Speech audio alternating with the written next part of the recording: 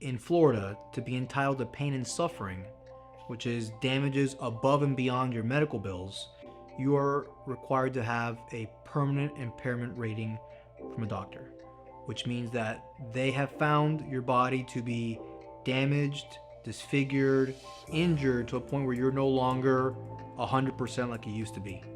And that's what we call a permanent impairment.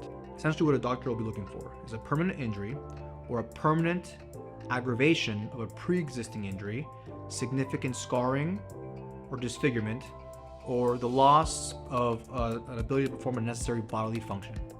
So a permanent impairment rating would be when a doctor gives you a percentage that you're permanently impaired. So if you have a herniated disc in your neck, they use certain guidelines to say, well, now you have a permanent impairment of 5%.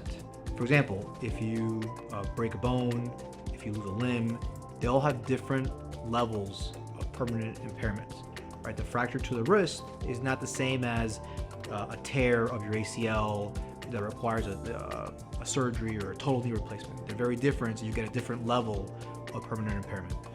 So we as attorneys cannot assign you a permanent impairment rating. That's done by the doctors. We don't hold ourselves out to be medical professionals. We take the advice of the doctors and the treating physicians and the experts. But we take that and we use that to explain to the jury why you're hurt, why you're entitled to damages for pain and suffering. They need to understand that your back might not be the same ever again. You might not be able to bend over, lift weights, run on the beach, whatever you like to do before, you're now permanently affected in those activities.